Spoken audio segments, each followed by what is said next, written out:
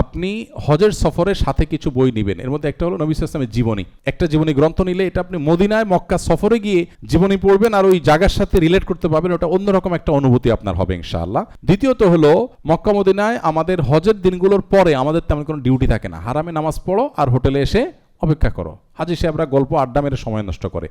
আমার মনে হয় দুইটা টার্গেট করা উচিত। এক, যাদের কোরআন শুদ্ধ নাই তারা প্রতিটা গ্রুপে এক দুজন হাফেজ আলেম থাকে, তাদের সাথে ভালো সম্পর্ক করে প্রতিদিন একটা সময় করে কোরআন মস্ক করা, শুদ্ধ করার চেষ্টা করা।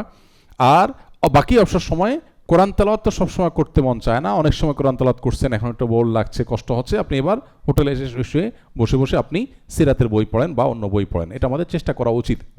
আমাদের সদ্য প্রকাশিত ইমানের অপরিহার্য পাঠ, ইমানের অনেক গুরুত্বপূর্ণ মৌলিক বিষয় আমরা জানি না, যে ইমান আমাদের আইডেন্টিটি, ইমান না থাকলে কোনো হজও কবুল হবে না, সে সম্পর্কে আমাদের জানার সুযোগ হয় না। তো এই সম্পর্কে আমাদের সদ্য যে প্রকাশিত বইটা, এটা আপনার সাথে থাকতে পারে। আব্দুল্লাহ জাহাঙ্গীর রহমাল্লাহর যে বইটার কথা বলেছিলাম আমি, হজের আধ্যাত্মিক শিক্ষা, এটা আপনার কাছে থাকতে পারে।